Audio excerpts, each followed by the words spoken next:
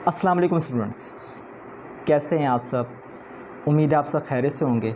Students, मैं हूं आपका केमिकल मेंटोर और मैं आपको अपने इस चैनल में खुशामदीद कहता हूं। स्टूडेंट्स, आज हम एफएससी फर्स्ट ईयर केमिस्ट्री के चैप्टर नंबर 1 का यील्ड का टॉपिक कवर करेंगे, जिसमें हम yield, theoretical yield, actual yield और परसेंटेज यील्ड जैसे पॉइंट्स को कवर करेंगे। इसके अलावा आपको मेरे राइट साइड पर कुछ क्वेश्चंस नज़र आ रहे होंगे जो कि बोर्ड के लिहाज से बहुत अहम है और ये बार बार जो है बोर्ड के एग्ज़ाम में रिपीट होते रहते हैं।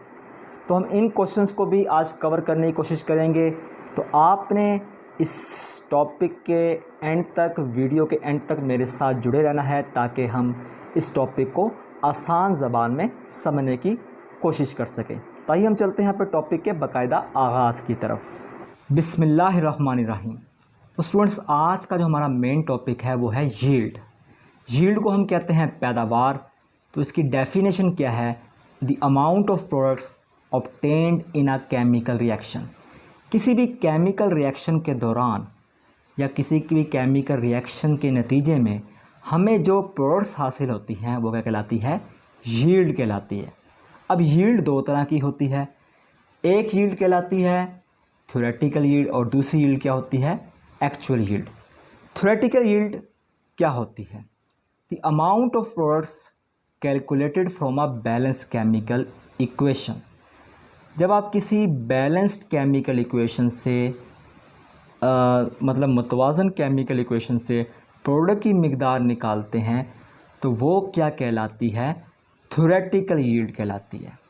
मतलब ये कि जो थ्योरेटिकल यील्ड होती है ये हमेशा हमें कैलकुलेशन से हासिल होती है। ठीक है, फिर इसको हम क्या नाम देते हैं?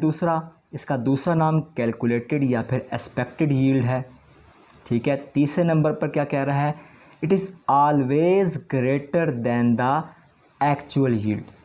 थ्योरेटिकल यील्ड हमेशा एक्चुअल यील्ड से ज़्यादा होती है। उसकी वजह यह है कि थ्योरेटिकल यील्ड में हम मुख्तलिफ़ लॉसेस को जो है काउंट नहीं करते, मुख्तलिफ़ फैक्टर्स को जो है काउंट नहीं करते।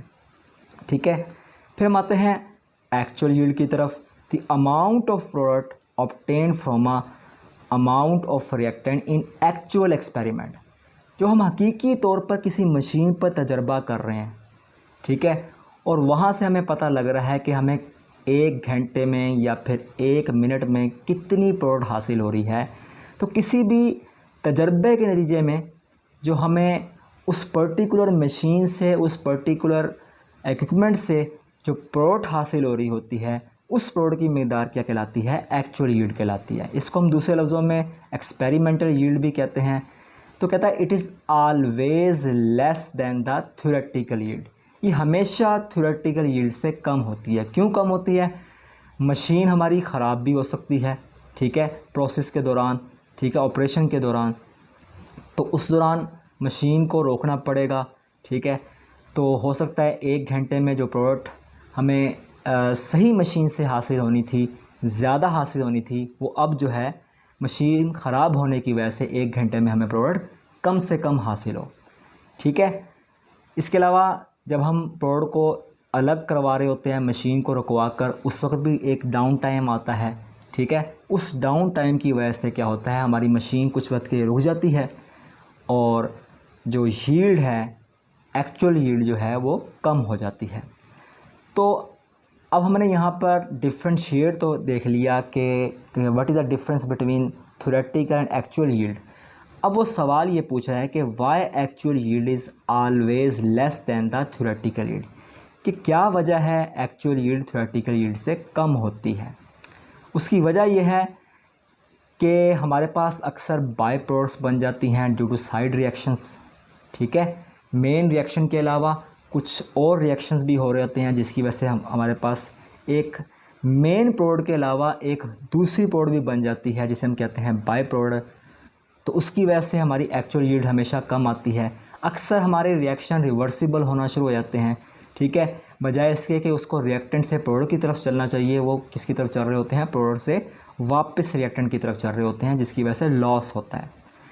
इसके अलावा loss of product during the separation and purification. जब आप किसी प्रोडक्ट को प्योरीफाई कर रहे होते हो या फिर उसको आप उस इक्विपमेंट में से अलग कर रहे होते हो, सेपरेट करवा रहे होते हो, उस दौरान भी हमारी प्रोडक्ट काफ़ी लॉस होती है। ठीक है, तो लॉसेस की वजह से भी जो है क्या होता है, एक्चुअल यील्ड थ्योरेटिकल यील्ड के मुकाबले में कम होती है। अब हम आते हैं परसेंटेज यील्ड की तरफ, जिसमें आपसे ये सवाल पूछा जा सकता है कि how the efficiency of the reaction is expressed.